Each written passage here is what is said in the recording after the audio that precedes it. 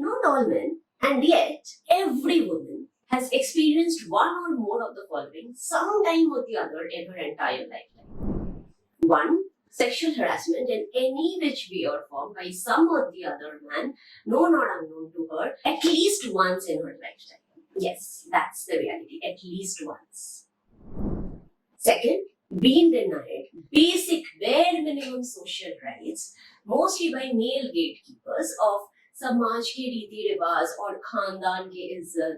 Worse, if she is from a religious, caste, ethnic, any other social community that is in somewhere considered not normal or the minority, or even worse, if she is orphaned or single or widowed or lives on the street or not someone's mother. Third, at least one incidence of complete emotional neglect and sheer insensitive, disrespectful behavior from at least some man in her life she would live and die for, whether it is her father, brother, husband, boyfriend, or son. And for more women than you can ever imagine, accepting emotional neglect, living with emotional neglect, is the only possible relationship dynamic with a man that they know in their entire life. Fourth, her own lived experience and trauma mansplained to her by some other very concerned, well-meaning man on her contact list, because of course he would know her lived experience and the trauma she had to live through, she is living through way better than she herself does.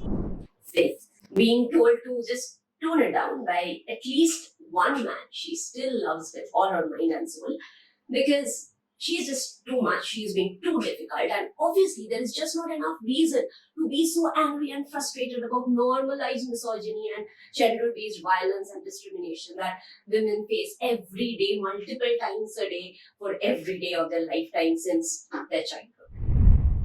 Make it make sense, because the math is not mathing, guys. Honestly, at this point, if some man cannot understand the constant threat a woman lives with, has had to live with right from her very childhood, the everyday misogyny that she has had to fight, she keeps fighting in every walk of her life, and say some version of, I'm sorry for everything that you have to go through, it's hell unfair and never okay. If some man cannot find the heart and mind to emotionally upskill himself in order to provide that kind of emotional support just because he himself is a good person and would never harm anyone else, I'm sorry, but he is not exactly being a part of the solution.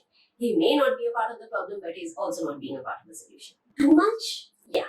That's exactly what the lack of emotional upskilling and behavioral accountability in men has become for us. Just too much.